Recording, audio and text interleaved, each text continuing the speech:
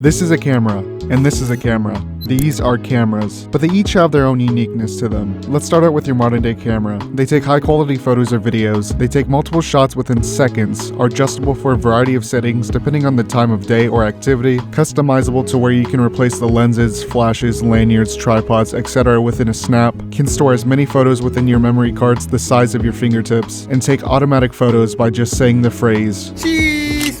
The way we store digital photos is even simpler. Just hook up your USB to a computer, digitally transfer the files to an internal or external hard drive, while the hundreds of pictures that look identical lay in the hard drive, only getting an occasional glance from time to time. Though these cameras are used for bigger events, ones that you plan to take high quality shots, whether that be sporting events, news coverage, celebrities, photo shoots, etc. For the average citizen who owns a bulky high quality camera, it only collects dust because they're only used for the occasional holiday family photos, or they just have one that fits nicely in their pockets. A camera that keeps innovating release after release with the addition of 2, 3, or more cameras for their different purposes. The main use is to take pictures, either to keep a snap streak, message friends or family, update your followers, or to take as many photos possible, trying to find the right pose, right lighting, right filter, and right caption to post on social media. The thing about today's pictures is how they're taken. There's too much thought process going into it. We worry too much about how it's going to look, but compensate by taking a mass amount of identical photos with narcissist-like poses, preparing to post the lucky few with filters and captions to receive a hint of dopamine. And that dopamine is coming from likes or comments, as well the amount of pictures that were taken sit in our camera rolls, rarely or never to be seen again, digitally stored on your phone or in the cloud, and accessible at any time with a minimal effort of several swipes. Except when your phone's dead, when the power grid is off, or when we step out of line on social media and the photos on our pages are wiped, leaving us stressed about all those highlight photos with fake, in the moment.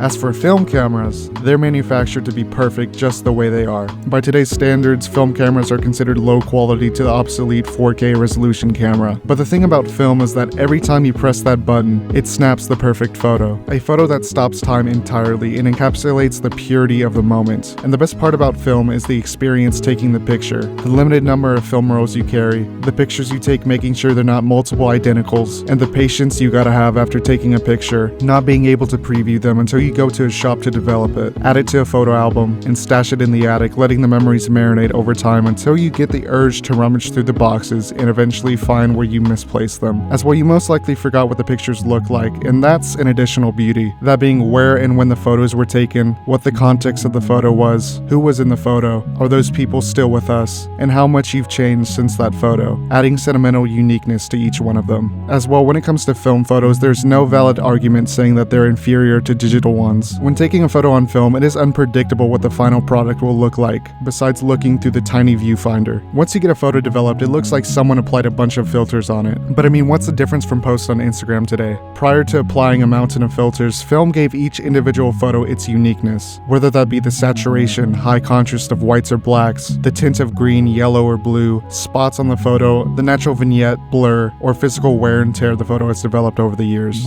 Today's photos have little to no sentimental value to them. They're accessible by the swipe. We take an absurd amount to seek validation through social media. They're stored in the cloud, on our devices, in the variety of apps we use. And when our devices catch a virus, run out of battery, or there's no internet, those memories are never accessible again. The beauty though is today people are having a little technology renaissance, buying and using vintage film cameras, Polaroids, disposable, etc., taking pictures and using them as decoration or capturing their experiences. Also in video format, whether it be authentic or an overlay. But we're living in a time of social media, and authentic or photoshopped, the film format is used as an aesthetic for degeneracy on social media. These are cameras, but one is a superior piece of technology and holds more sentimental value through the process than the other.